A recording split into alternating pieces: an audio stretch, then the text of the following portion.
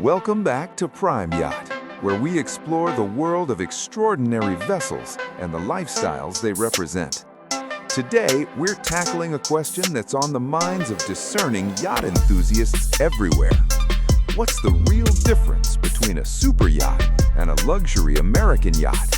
And more importantly, which one is the right choice for you?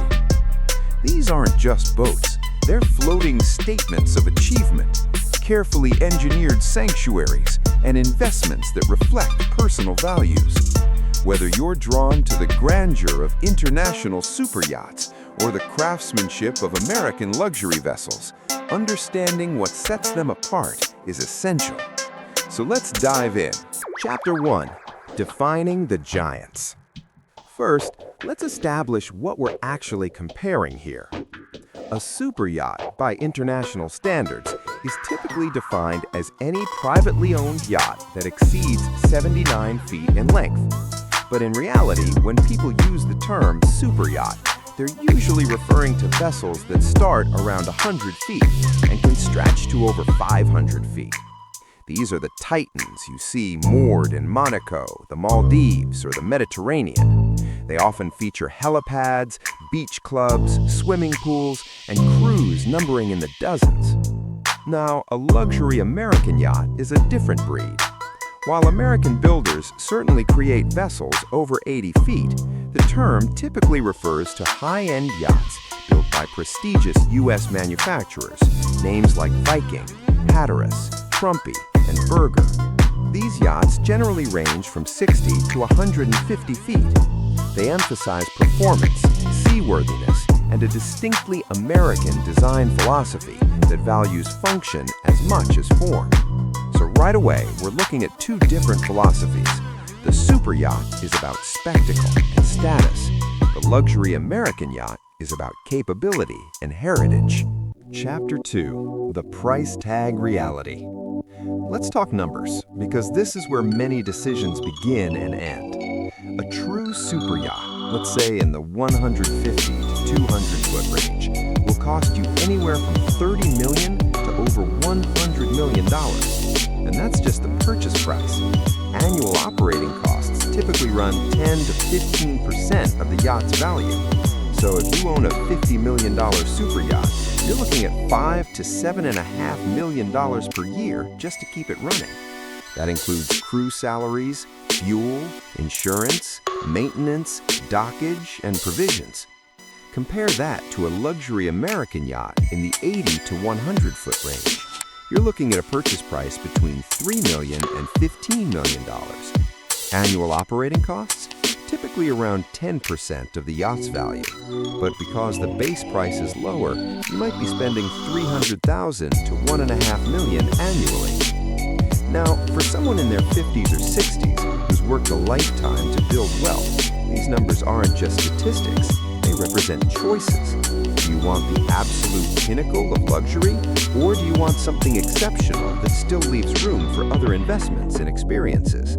Chapter 3. Design Philosophy and Craftsmanship. Here's where things get genuinely interesting. European superyachts, built by legendary shipyards like Lürssen, Feadship, Benetti, and Oceanco, are designed to impress. Think sweeping staircases, marble bathrooms, formal dining rooms that seat 20, and art collections worth millions. The interior designers are often the same ones creating luxury hotels and private estates. The aesthetic is cosmopolitan elegance. American luxury yachts take a different approach. They're built for people who actually use their boats. Walk onto a Viking or Hatteras, and you'll notice the layout is intuitive. The helm is positioned for serious navigation. The engines, often powerful diesel or gas turbines, are accessible and built for reliability. The interiors are luxurious, absolutely, but they're designed for comfort during extended cruising, not just cocktail parties in harbor. This reflects something deeper about American maritime culture. For generations, American yacht owners have valued the journey as much as the destination. These boats are built to cross oceans, handle challenging seas, and bring you home safely. Chapter 4. The crew question. Operating a superyacht is like running a small hotel.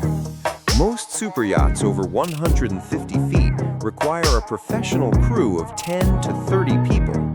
You'll have a captain, first mate, engineers, deckhands, stewardesses, chefs, and sometimes even personal trainers or spa therapists. These aren't casual hires. These are maritime professionals with certifications and years of experience, and they expect competitive salaries, benefits, and accommodations. With a luxury American yacht in the 70 to 100-foot range, you have options. Many owners choose to captain their own vessels, perhaps bringing on 1 or 2 crew members for longer trips. Others hire a small professional crew of 2 to 5 people. This gives you flexibility. You can enjoy a more private, intimate experience with family and friends without constantly navigating the dynamics of a large staff. For someone approaching or enjoying retirement, this difference matters enormously. Do you want the experience of being a guest on your own yacht, attended to at every moment? Or do you want the satisfaction of commanding your own vessel, even if that means handling some responsibilities yourself? Before we continue exploring these fascinating differences, I'd like to ask a small favor. If you're finding this comparison valuable, please consider subscribing to Primeyacht. We're dedicated to bringing you honest, in-depth insights into the world of luxury yachting, content designed specifically for experienced enthusiasts like you. Your subscription helps us continue this work. Now let's move forward. Chapter 5. Where you'll actually use it.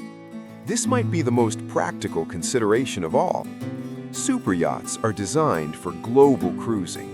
The Mediterranean in summer, the Caribbean in winter, perhaps Southeast Asia or the South Pacific for something different. They're meant to be seen in the world's most exclusive harbors, Saint-Tropez, Porto Cervo, Saint Barthélemy. The entire experience is international. But here's the reality. Keeping a superyacht operational means constant movement, crew rotation, and complex logistics. You're coordinating across time zones, dealing with international maritime regulations, and managing what amounts to a floating business.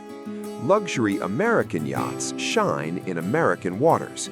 The eastern seaboard from Maine to Florida, the Bahamas and Caribbean islands, the Pacific coast, the Great Lakes. These are vessels that excel in the cruising grounds most Americans actually want to explore. They're designed for the intercoastal waterway, for crossing the Gulf Stream to Bimini, for fishing tournaments off Montauk or cruising Puget Sound.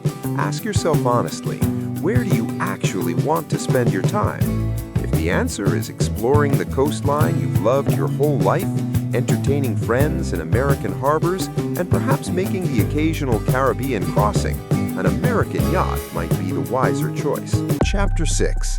Resale value and practical considerations. Let's address something people often overlook until it's too late: resale value. Superyachts depreciate rapidly. A brand new $50 million superyacht might lose 20 to 30% of its value in the first 5 years. The market for these vessels is small and specialized.